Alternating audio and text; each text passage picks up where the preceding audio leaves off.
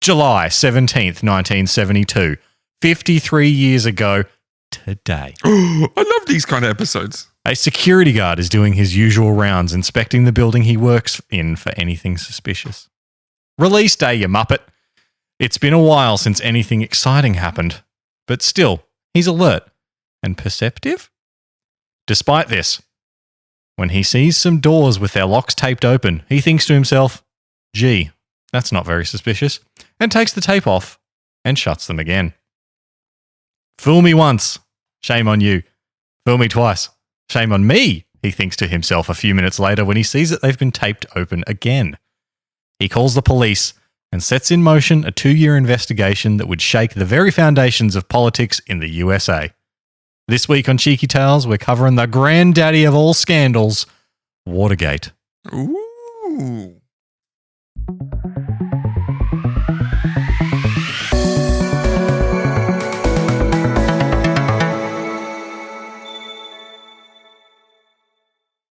I didn't think it was Watergate. I thought it was going to be a heist because it sounds very familiar to like some sort of bank or art heist that I've read previously. I mean, yeah, it's got people breaking in somewhere. Yep. That is one of the key parts of a heist. It's similar, yeah.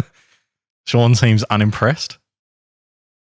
No, I was just going to hit you with just a good old-fashioned but I wanted to give you enough air so you could prepare to... Jeez, it's early for one of those. It's early. It's the start of the episode. We're minutes in. What's the timestamp so I remember to turn it down on the radio when the kids are listening? Yeah, because I'm not going to edit it. Just let it go. Maybe. You've let a few go before. Oh, that's from laziness, not from... Okay. Yeah. It's from bone idleness, not from like bad It's editing. actually just listening to it. It's not even laziness. It's just listening to it and not noticing. Like it's because I'm listening to people that I listen to all the time, and it's not like I ever stop you guys swearing in normal life. Like I'm not like, hey, bleep yourself, please. Yeah. Anyway. We need little buttons that we can bleep ourselves, like beep, beep, beep, beep, beep. Oh, I know what would happen. I'd be like, and then he was like, beep. I enjoy like the Matty Matheson videos where they add a beep, but the beep is not substantial enough to cover anything. Yeah, it's just a token beep. I like the Count Dracula, like the Sesame Street Count Dracula beeps. Oh, you mean when they beep him out? Yeah, they do. They say like they beep him saying count, so he's like, I like to beep to sleep. Oh, yeah, I have heard that.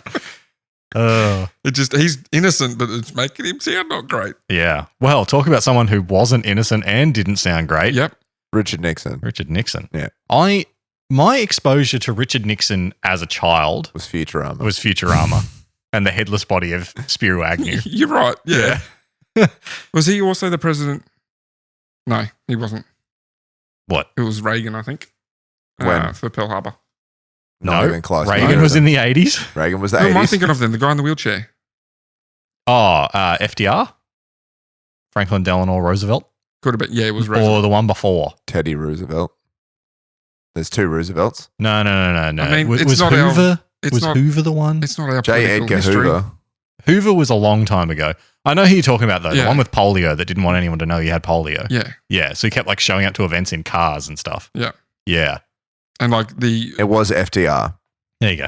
And the speech he gave after Pearl Harbor, he's got his leg braces on and he stands up like, no, I'll do it myself. Like, it's an act of defiance, but Yeah.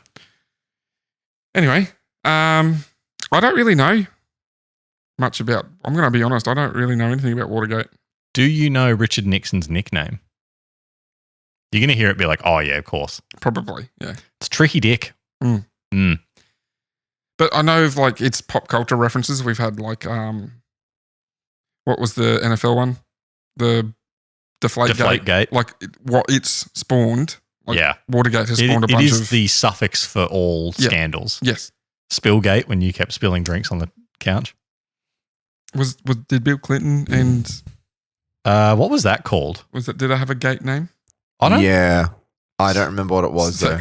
Secretary Gate. Suckgate. just for a second, think about like there were people debating.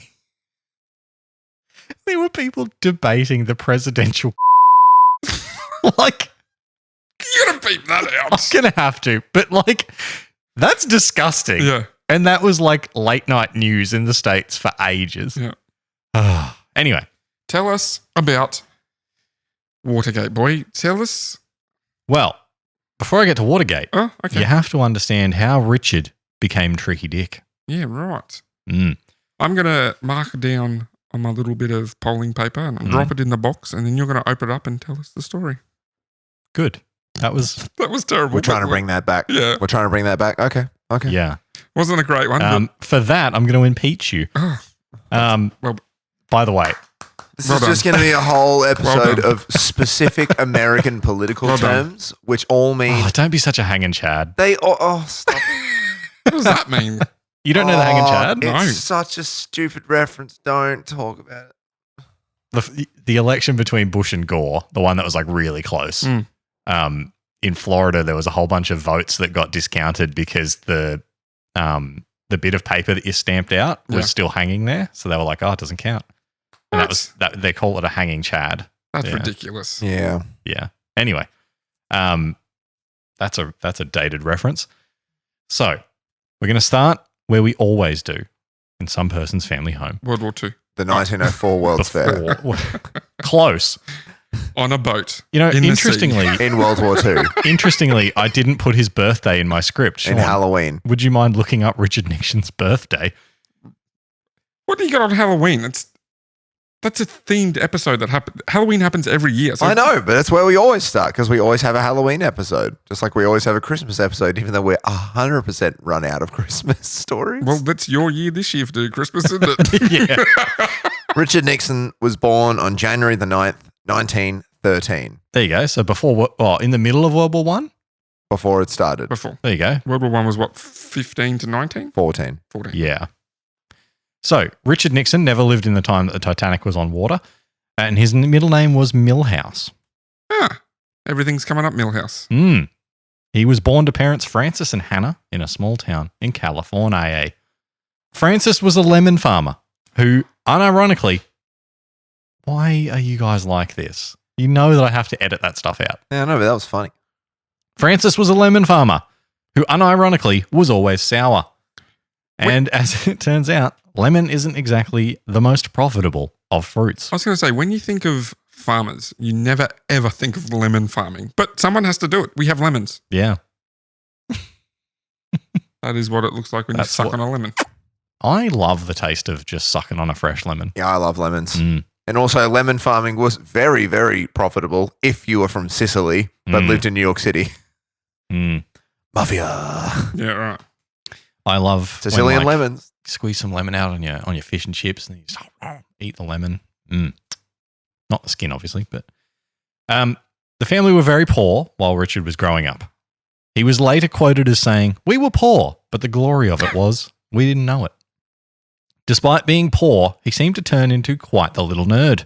Reading books, ran for class president, and debated his mother, who was a Quaker, on politics of the day. This academic flair would continue through his life, but unfortunately, it wouldn't all be fun little political debates with Mummy. When you say Mum was a Quaker, so Quaker was it's a type of Christianity, right? Okay, so it's a Protestant form of Christianity that's been quite popular throughout history. Although it seems like it's a derogatory term for someone that's scared of something, it is that's what they used in World War II. It was Yes. a term for someone who's afraid of like combat. No. Oh, he's a Quaker. Yeah. Quakers are people who belong to the Religious Society of Friends, a historically Protestant Christian set of denominations. Nobody told you life was gonna be this way. Anyway, members refer to each other as Why do you friends have to be like this? after John 15:14 in the Bible, and originally others referred to themselves as Quakers because of the founder of their movement, George Fox, told a judge to quake before the authority of God. The Friends are generally united by a belief in each human's ability to be guided by the inward light to make witness of God known to everyone. They have traditionally professed a priesthood of all believers inspired by the first epistle of Peter. Those include those with evangelical holiness, traditional Quaker understandings of Christianity, as well as non-theist. All right, so they were a religious thing. Non-theist. Yep. Okay, noted. So they actually had an exemption from being drafted for the wars. Yeah, That's they can't fight at all. Maybe or be involved in conflict. Okay, so maybe that's where the derogatory term comes from. Yeah, okay. they can't even be like doctors at war Yeah, because right. they're participating in war and they'll get excommunicated. Right. Yes. So the lemon farm would go under in 1922, forcing the family to leave their home to move to another town. Richard's younger brother Arthur would die in 1925 after a short illness, and a few years later his older brother Harold would die from tuberculosis. Through all the difficulties, Richard would keep up his good grades, finishing second in his class in high school, even getting offered a scholarship to Harvard. Unfortunately, family was too poor to send him to the prestigious school, so he would instead go to a local community college to try and get himself a full scholarship. Eventually, he would be offered a full scholarship at Duke University in 1934 and would graduate to become a lawyer in 1937. Good job. He's so far survived the 30s unscathed. Yeah, the 30s not prominent in this story, but they do exist and we do hate them. It wouldn't get easy from here, with every prestigious law firm he applied to turning him down, largely due to his moneyless background.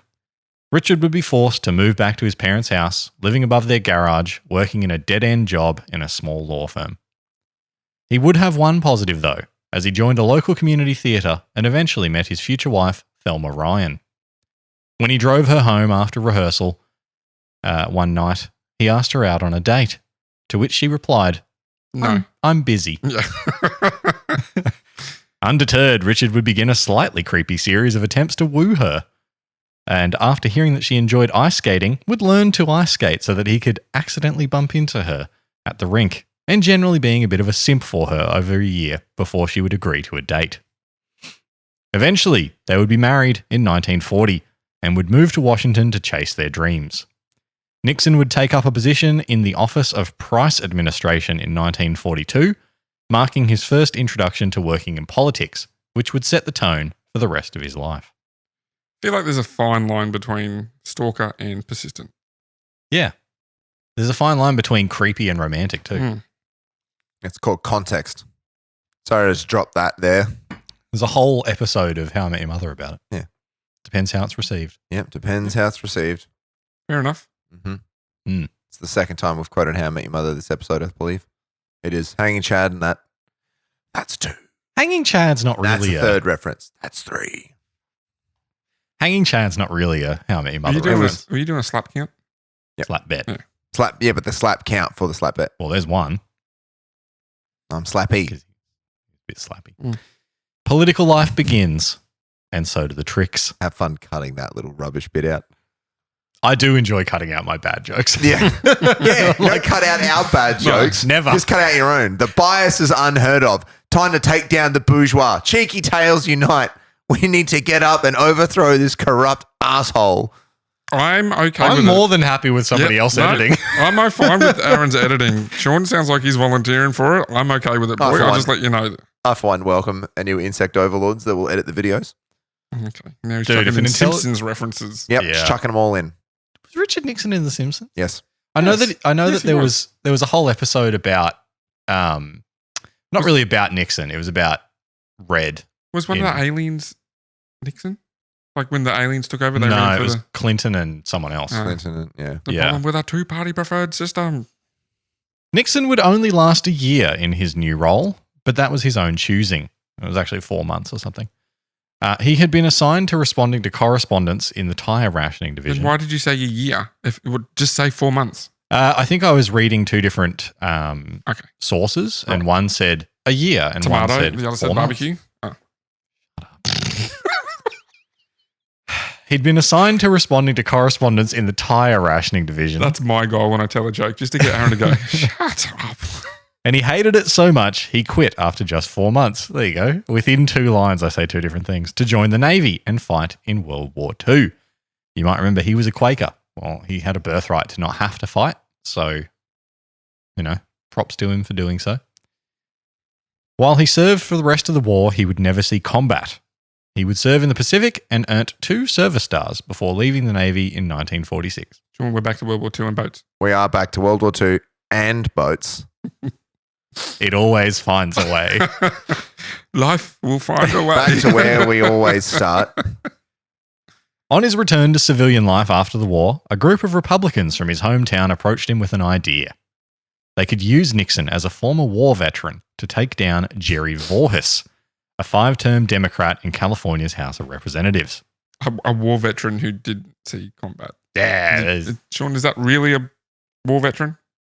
Technically, yes. Okay, we'll go on technicalities then. Despite being considered soft on communism, nobody had been able to take Voorhis down. Nobody, that was, until Richard Nixon stepped up to the plate.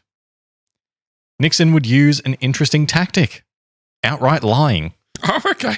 Despite the softness towards communism, Voorhis didn't have any connections to the ideology. Nixon decided to just lie and say that he did, madly waving around a piece of paper at a town hall meeting that he claimed proved Voorhis's connection to the party. There was, of course, no evidence that actually proved anything, but now the voters had the idea in their heads, and Nixon rode that idea into office that year. It was a really big thing in the late 40s, early 50s, wasn't it? Like, all the way up until like the 80s. You're a communist type of thing. Yeah. It was a modern day witch hunt. Yeah. I mean, people would just say like, that guy's communist, and you were marked. That was it. And it didn't help that there were like quite a lot of communists running around. But yeah, that's for another day. This success would set in motion the tendencies that would eventually lead to his downfall. Nixon was good at negative campaigning, so good that he thought he might just do it again next time. After a brief but successful career in the House, he would run for the Senate. This time, he would really turn the screws, saying his opponent, Helen Douglas, was pink right down to her underwear, which sounds almost like Prince Charles on the phone, but is actually referencing her tendency to vote in line with communists. Okay. Yeah, he's just referenced a very icky part of Cheeky Tales law. That's correct. I'm watching The Crown at the moment with Brie. Oh, okay. And we must be getting pretty close to the Charles and Camilla bit. Yeah, it's in there. I'm pretty sure it's in there. I know it's in there, but like I keep waiting. And then I also kind of want to watch Austin Powers again. We haven't done that yet.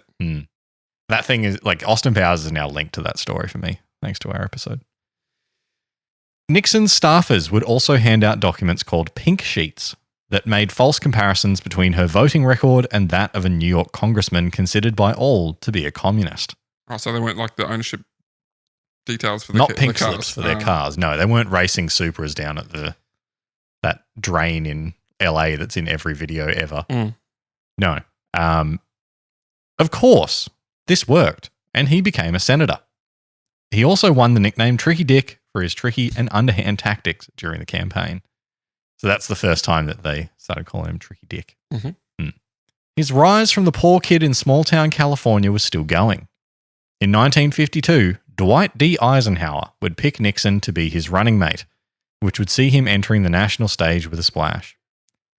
It would almost cause his downfall, though, as in September, the New York Post was running a story describing a secret slush fund taken from his campaign donations to fund his lavish lifestyle. Oh, dear. In an amazing example of karma, it wasn't true. Oh. But despite this, Eisenhower told Nixon to fix it or find a new job. Oh, it's pretty harsh. Pretty harsh.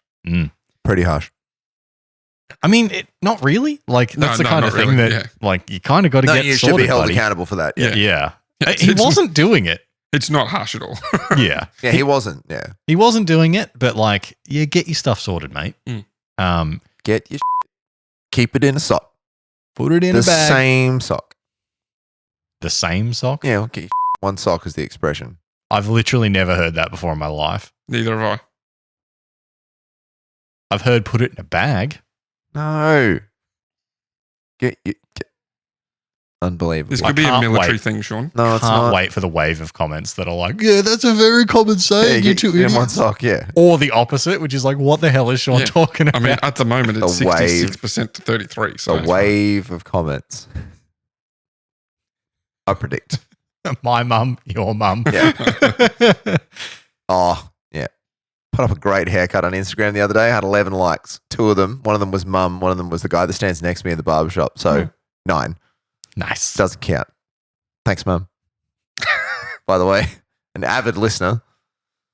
Yeah. Yeah. Hi to all our mums. So 66% of our mums listen to this podcast. Yeah, my mum doesn't listen. Wow. That's okay. Come on, Mrs. Savage. She probably doesn't even know what Spotify is. I reckon she probably would. but she wouldn't know how to use it. No. So Nixon would take to the airwaves in late September and explained himself, and would make history as the first political speech televised live.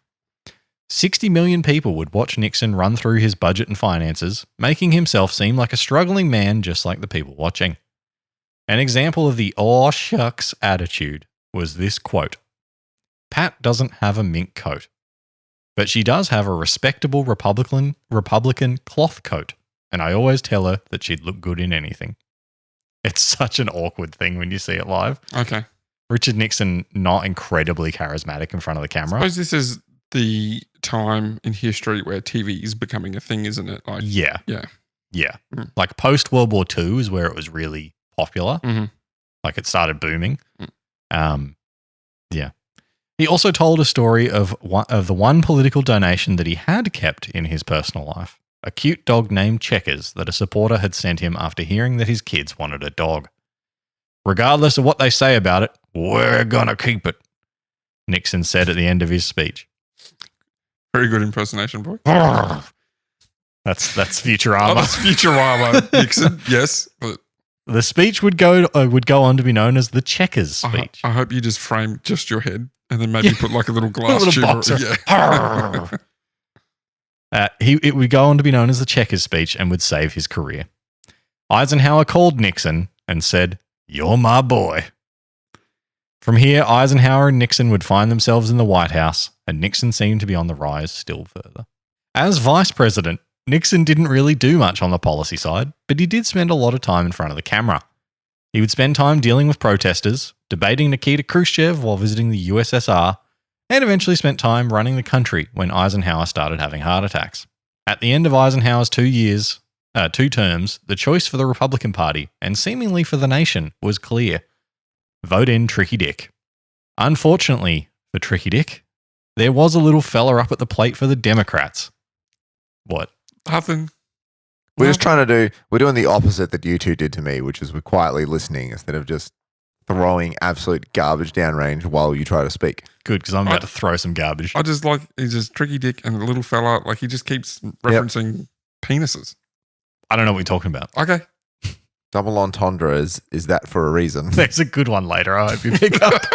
There's a really good one later. Right, Family podcast. Now we're listening. So there was a little fella up to the plate for the Democrats. You've probably heard of him. John F. Kennedy.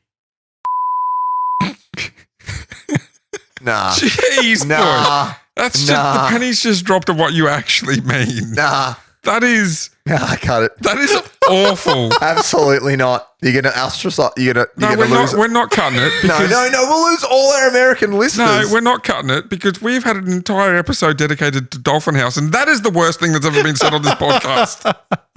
No, it's not. Yes, it is. Not to reference Prince Charles again, but... No. Cheeky Tails says no. Cheeky Tails has always said no to gun violence.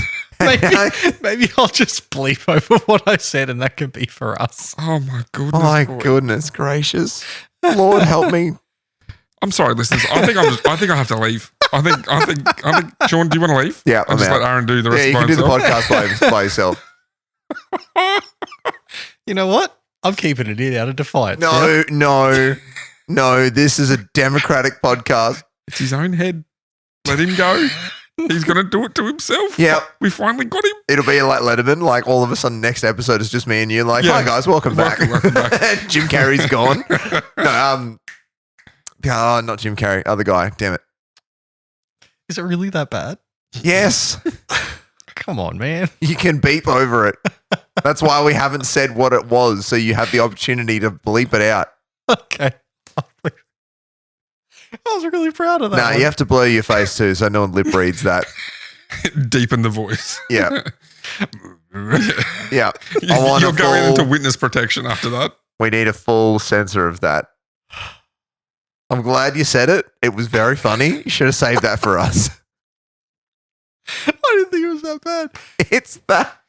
Cheeky Tales After Dark. Oh, yeah. Cheeky Tales Uncensored. Yeah, on the Patreon. On the Patreon. On the Patreon. On our OnlyFans. If you want to know what Aaron said, give us money. on Cheeky Tales Clubhouse. Okay, so Kennedy had all the charisma and youth on his side and blew stuffy old Nixon out in the election results. Nixon didn't see it that way, though, turning to his old hatred of money and blaming the elites for screwing the little guy again. Never mind the fact that, as a former vice president, he was now an elite. Don't worry about that. Nixon would return to California, where he was convinced. He was convinced, that comes later. He was convinced to run for governor. Actually, it didn't come later. That's part of the scandal. In another bitter defeat, he lost the gubernatorial race by a large margin. And yes, that's the actual word for how you describe the race for governor. It's the gubernatorial race. The gubernatorial. Gubernatorial. Gubernatorial. Arnold Schwarzenegger won the gubernatorial. The gubernatorial. Yes. Nice. Schwartz won the goob. I'd like to hear him say what he won. Gubernatorial. I won the gubernatorial. Sean's loving that. And yes. Come on, Sean, give us your Arnie impersonation. No. No. Get to the chopper, Sean. That's better. Yours was Christopher Walken. Hey, I'm a walking here. I'm a walking to the gubernatorial. Come on, do it. I'm right here. Come on. Do it. I'm right here. That's John Travolta. Stick and pick, boy. Pick one person to impersonate. Just stick with. No. Who's the other one that you do? You do a Kennedy? Yeah, you do a Kennedy. I did do a Kennedy. You did do a Kennedy, and you were very excited Much about like it. Marilyn Monroe. All right, that's it. I'm adopting a new position on this podcast. I'm officially the moderator. Hang on, Sean. I got one for you. Right.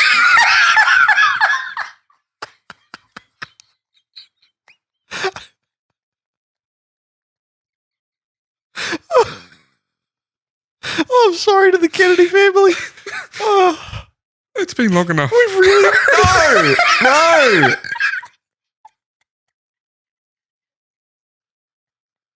Just so all you're gonna get. I've crossed over to Aaron's side. So all that's gonna happen is there's just gonna be to bleep you too. There's just gonna be like at least 2 minutes of just a still shot of me like this with like the technical difficulties stripes. Oh, sorry. Chikatow's moderator has stepped in. I'm sorry, Sean. No. That was low hanging fruit. That one I had to take. It was. Oh. Okay, so back to the story. So yeah, if you want to, back to the gubernatorial. Back to the gubernatorial. If you want to find out what was said, it's on the Patreon. Yeah.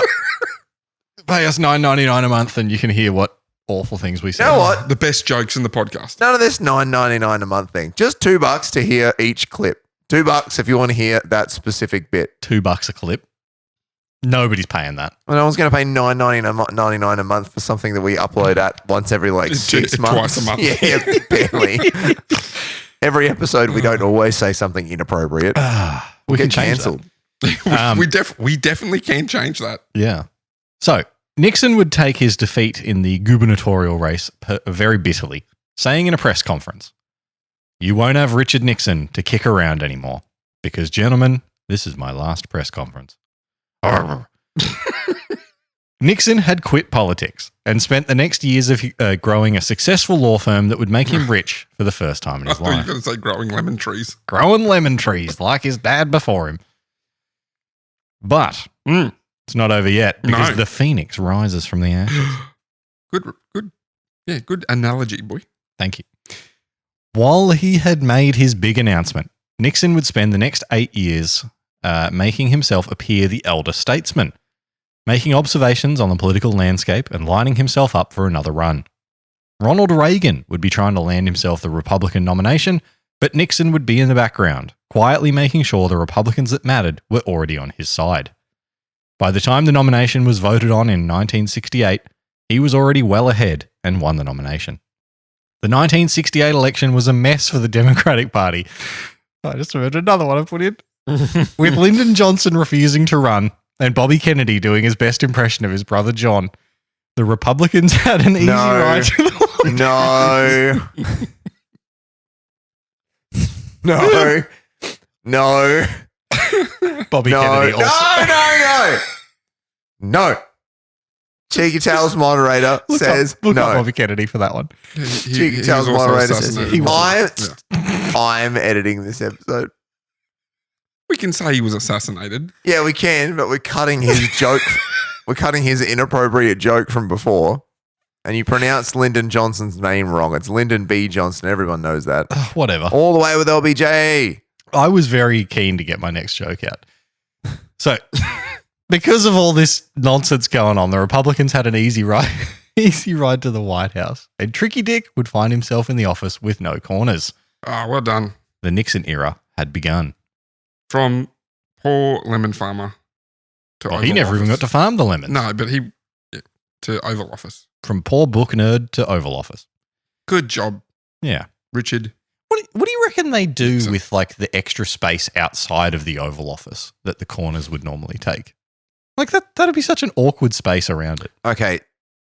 Cheeky Just- Tales excursion. Let's go to the White House. Cheeky Tales, that's going to be a Cheeky Tales supplementary reel where producer Sean Goes to the White House. deep dives something specific in 30 seconds or in 60 seconds. I know that like the White House is obviously a really old building, so they have like printers in the toilets and stuff because they can't find anywhere else to put them.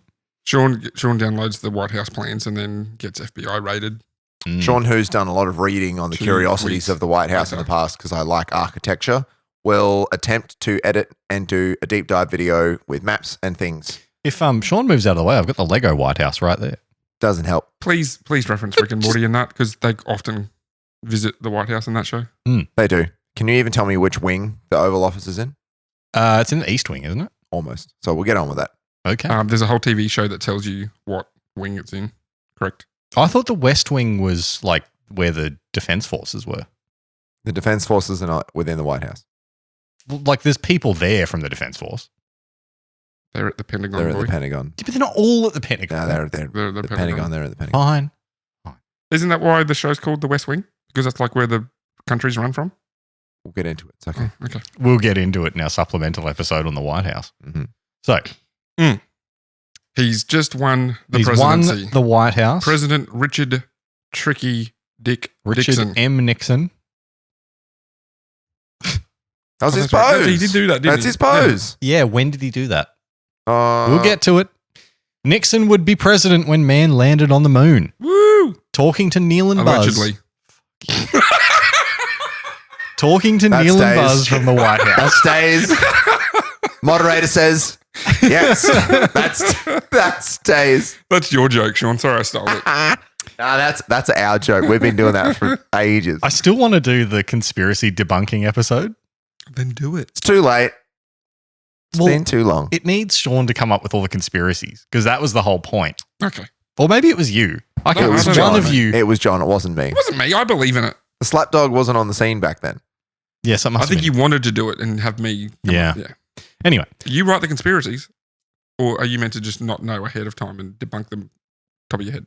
I mean, I could probably debunk most of them top of my head. Okay. But I guess if I know about them beforehand, then it seems a bit dodgy, doesn't it? Correct. Yeah. Anyway, But then again, who am I trying to prove it to? Yeah. Go and do your own research. the listeners, that's why we're a podcast. I get to throw that at you this time. Trying to prove it to the listeners. Okay. Maybe the listeners can submit their conspiracies about the moon. Nixon would make great strides in the area of It's cheese. It's made of cheese. We literally from found it. out last We night. found out It was- last it night. was It's cheese. We've been playing the hell out of a VR golf game, putt game, I should say. It's dope. It sounds stupid, and then you play it. It's amazing. More importantly, if you're listening to this and you haven't seen Wallace and Gromit, gotta watch it. Yeah, get it together. I haven't seen Wallace and Gromit. Okay, John's going to have to go and do some research. Welcome back to Cheeky Tales, Aaron. Just Welcome back to Wallace and Gromit just Tales. the two of us. Oh, so I get kicked out for that, and he doesn't get kicked out for what he said. No, earlier. he's kicked out. He's 100% kicked out. Welcome back to Cheeky Tales. It's just Sean. Just continuity. Yeah, I am. Yeah, my hostile takeover begin. It's Sean Tales. I've accidentally opened my email program. What am I doing? Get out of here.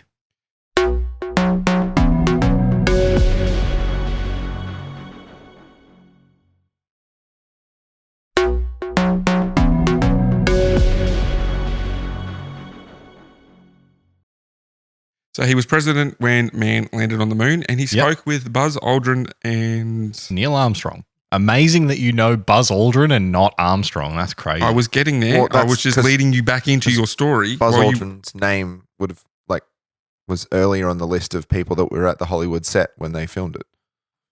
He was early on the call sheet. He was early on the call sheet. Yeah, security tag. His security tag was first. Yep. Nixon would make great strides in the area of desegregation, created the Environmental Protection Agency, was a staunch supporter of women's rights, and helped open up China to the world. Yeah, right. Considering all that happened with him afterwards, it's mostly lost to history that he made so many great contributions. All good things. Yeah, he actually was a pretty progressive president. Yeah. Especially for a Republican. So it's kind of sad that everything went, A over T for him after that. Attack of Titan. What? Yep, that's what I meant. Despite all the success, Nixon was still paranoid.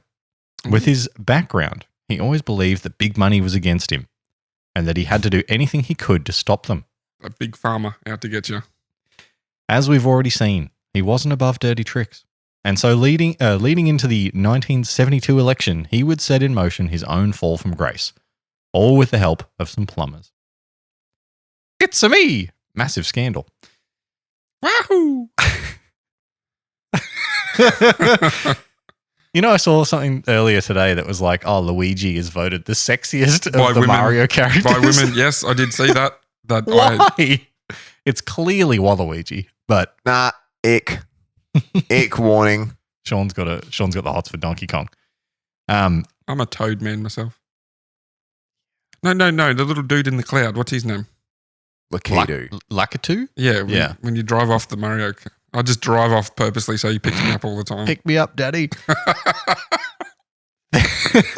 I'm looking over at Sean. I'm waiting for the... Things really kicked off for Nixon on June 13th, 1971, when the New York Times published the Pentagon Papers, which were leaked documents from the White House laying bare the atrocities that the Americans had been committing in Vietnam. None of the papers released came from Nixon's administration, but he was still blown away by the fact that there were so many leaks. This is when he formed the White House Plumbers, a top-secret group dedicated to fixing the leaks in the White House. Oh, so not actual plumbers? Metaphorical plumbers. Yeah, right, okay. When you said plumbers earlier, I assumed like plunger in hand and large shifter. No, they were fixing leaks. Yeah, okay. But not water leaks. No. Information. Data leaks. Yes. They would use pretty shady tactics to achieve this goal. Yep. Spying, sabotage, and break-ins. First up, they broke into the office of the psychologist who treated the person who leaked the documents to the New York Times. But it wouldn't stop there. In 1972, Nixon was up for re-election and was most likely facing a man named Edward Muskie. They were just there to change the filter on the Brita. You got a Brita filter in here, you got to change it. Yeah. You got to change these things once every couple months, you can't let them get stale. Correct. Yeah. That reminds me, I need to change the water filter in my coffee machine. You are welcome. Thank you. Muskie was in the middle of the primary battle to get nomination from his party, and suddenly weird things started happening. White voters started getting calls at 2 a.m. from people reporting to be black voters harassing them to vote Muskie. Sean, can you say that? Say what? He wasn't listening. Are you playing Doodle Jump? No, I'm trying to... I'm waiting... No, it's a Sudoku.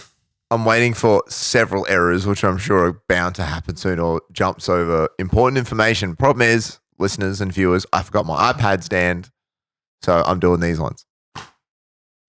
Using the old... Don't. I gave you that. Don't use it against me. Okay, I'm going to...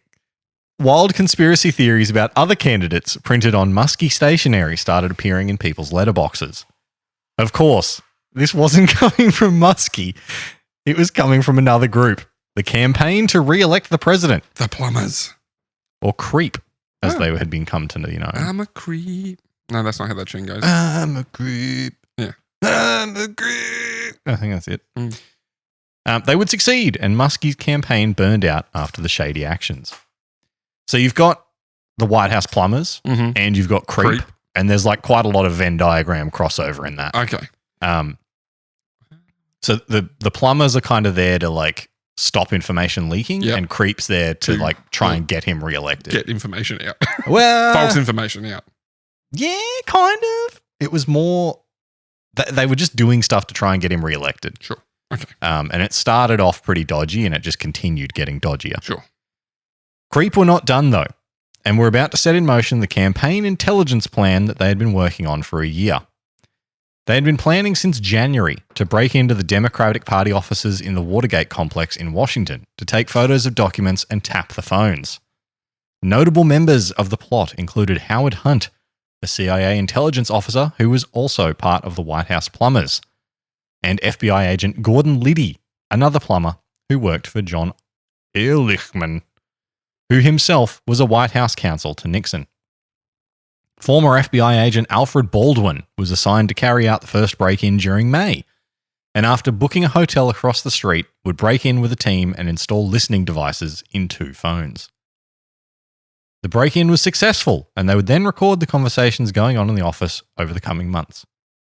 Unfortunately, the equipment started to break down, and a second break-in was required to fix the equipment and take more photographs. June 17th was the date scheduled for the second break-in, and a team of 5 men were put together. Virgilio Gonzalez, Bernard Barker, James McCord, Eugenio Martinez, and Frank Sturgis, with Alfred Baldwin again working as a spotter across the street in a hotel. That is some names, none that I recognize. A lot of them were like former Cuban exiles. Okay. Because at this point, a lot of stuff like this was done with ex-Cubans because it was like, oh, well, if they get caught, you can just say it was Cuba. Yeah, okay. Like, yeah. After the Cold War stuff. Yeah, well, the Bay of Pigs had happened a little while ago. The Cuban Missile Crisis type of thing, yeah. They were still trying to get rid of Castro. Oh, yeah. He's become up before in the hijacking episode, one where people would fly. Yeah, they'd fly to Cuba. Yeah. Didn't he meet one of the planes on the runway? Yeah, and I think go so. home or something like that? Yeah. He shows up a lot in this like era of American politics. Yeah, right. Yeah. Now, obviously, we know what happened with security guard Frank Willis noticing the tape and calling the police. Mm. So they'd like taped the locks so that the door could shut, but it wouldn't lock. But a funny side note to this is that the spotter, Alfred Baldwin, didn't notice the police arriving because he was too distracted watching a movie on TV called Attack of the Puppet People. Yeah, wow. Good job, mate. It wasn't until the police were investigating the officers themselves before he noticed and radioed the team. Literally one job. Yeah, all you have to do is watch. One job. And he's too busy watching Attack of the Puppet People. Watching the wrong thing. And he's like sitting there like... doesn't even sound like a great movie. No. It was like a noir horror film, I think. Yeah, right. Yeah. Anyway, he then looks out the window and he's like, oh, there's people in the offices with them. They're like, a couple offices over. Mm-hmm. And he's like, oh, get out of there. But it was too late. They had been caught. The men would be charged with attempted burglary and attempted interception of telephone and other communications. After a trial in late 1972 and early 1973, the 5 men, along with 2 other organisers, would be convicted on January 30th of 1973. Almost immediately after the break-in, the White House and CIA started cover-up activities. That doesn't happen. The FBI had discovered very quickly that Howard Hunt and Gordon Liddy were connected to the now arrested burglars. And with that, John Ehrlichman would order other staff in the White House to destroy evidence in Hunt's safe and in the White House. So the guy that's like a consult to Nixon hears that the FBI has found these guys' names and he's like, oh, they're connected to me. I'm connected to Nixon. Burn all their stuff in that safe, please. Yep. So immediately starting the cover-up. And it's also like a snake eating its own tail. Like the 2 agencies you would think that would investigate this kind of thing are involved. Yeah. Well, the FBI wasn't really, like the FBI as a whole. Former FBI agents. Yeah. Yeah, okay. Yeah. Nixon was advised of the break-in and arrest. And while it's believed he didn't have any knowledge that it was taking place, he certainly didn't do himself any favors by ordering the CIA to block the FBI's investigation into the burglary. So he gets the CIA and he's like, hey, stop them looking at that. Mm-hmm. And so they're trying to investigate it and the CIA is like working against them. Mm-hmm. So they've already got this weird thing happening in the government. Nixon's press secretary would label the break-in as a third-rate burglary attempt. And Nixon himself claimed that one of his White House counsels had completed a thorough investigation. and stated, "I can say categorically that no one in the White House staff, no one in this administration presently employed was involved in this very bizarre incident." Obviously, no such investigation had taken place. The Washington Post just won't let it go. While Nixon obviously thought that he would be able to cover this up, there were two journalists that wouldn't let the case go: Bob Woodward and Carl Bernstein. They would almost immediately discover the members of the burglary team that were paid by Creep and would spend the summer months writing and publishing multiple stories uncovering Creep's misdeeds and the money funneling from Nixon's team to the burglars. Woodward and Bernstein would rely heavily on anonymous sources, most notably on one they named Deep Throat. Nothing funny about that. Through Deep Throat and other sources, they were able to uncover not just Creep's involvement, but the involvement of members of the CIA, of the FBI, CIA, and the White House. Are you getting there? But is Tricky Dick connected to Deep Throat? Actually, yes, because Deep Throat turned out to be like the former deputy of the deputy director of the FBI. He was like the second in command. Yeah, right. Okay. Yeah. And you know, like the trope of meeting people in like dark underground car parks and stuff like that. That is where the handoff papers. This is where that came from. Yeah, right. So Deep Throat would meet the two journalists in this car park in Washington, and that's where this came from. None of the investigation seemed to matter though, partly due to other members of the media failing to give enough credit to the scoops, but also due to the relentless bashing of the Washington Post by Nixon and the White House. Other newspapers would fail to report on the scoops that the Post was finding, but would report on the White House's denials. So the Post would put out an article, nobody else would pick it up and run with it, but then the White House would be like, "Hey, this is all nonsense, here's why," and they would post that. Yep, and then the newspapers would pick that up. Yeah. Yep. So if they didn't do anything, it probably would have... Yeah, probably. If they didn't bring attention to it themselves, they probably would have... Yeah. Well, it's important to note, Nixon didn't actually know that this was happening. True. Okay. Like, he didn't know till afterwards. Yeah. Due to the campaign by the White House and the CIA, the public wouldn't be giving Watergate much attention, with Nixon winning the 1972 election with one of the biggest margins ever recorded. So in the middle of all this, he goes and wins an election. It's like the third biggest winning margin ever. His second term. Yeah. Yeah. I think it was like FDR and Ronald Reagan are like the only two that had bigger wins. It makes sense after like all the stuff you went through earlier, what you implemented, like the EPA, the segregation stuff and all that. Like, I think he also ended Vietnam in the middle of this. So like we said earlier, he's doing good work. Yeah. So it makes sense that he would get re-elected. Yeah, like for all intents and purposes, he was actually not a bad president. He just did the dumbest thing you could possibly do. Yeah, so with Dick back in, it seemed that all was well for Nixon. But behind the scenes, the relentless investigation by the Washington Post was starting to have an effect, as was the plea deals being given to the 7 men convicted in the burglary. That was the one I said I snuck in before. Oh, yeah. I hope you get it. Yeah, it was pretty obvious, boy. Stuck out like dog balls. Sean loved it. All 7 of the convicted men would eventually turn heel and start spilling the beans on the involvement of Creep, the plumbers, and of the White House. Other media outlets started to pick up the story in earnest after the proof of the funding from the White House was shared, and the story started to make headlines across the country. A real moment for Nixon, I'm assuming? Yes. Well, actually, not quite yet. He was still pretty calm about it. Okay. But in February, with the evidence beginning to mount, the Senate passed Resolution 60, which established the Watergate hearings. With the 3 major TV networks covering the hearings and 85% of Americans watching at least some of the coverage, it would be an important moment in the story. Members of the FBI, CIA, and White House were called to testify. As this was ramping up, Nixon was going on TV and telling viewers that he was blameless and that it was just some rogue elements in the White House causing trouble. While most people believed him at first, things started to go from bad to worse pretty quickly. On July 16th, during a televised sitting, White House assistant Alexander Butterfield was asked whether there was any type of recording device in the White House, to which Butterfield reluctantly replied that yes, there was. Nixon had had it installed in late 1971 and had recorded all conversations in the White House since then. Obviously, this would be a huge source of evidence, and so Special Prosecutor Archibald Cox would subpoena the recordings, which Nixon would immediately respond to with a refusal based on executive privilege, which was about the most obvious way of saying, yeah, it's incriminating possible. Yeah. After this, Nixon would order his Attorney General Elliot Richardson to fire Cox, to which Richardson immediately resigned in disgust. Nixon would then order his Deputy Attorney General William Ruckelshaus to fire him. But Ruckelshaus would also resign in disgust. Nixon eventually found the Solicitor General Robert Bork willing to fire Cox and would immediately order the FBI to seal off Cox's office. But the damage had been done. Nixon would tell the press, well, I'm not a crook. But it was obvious to anyone that that wasn't true.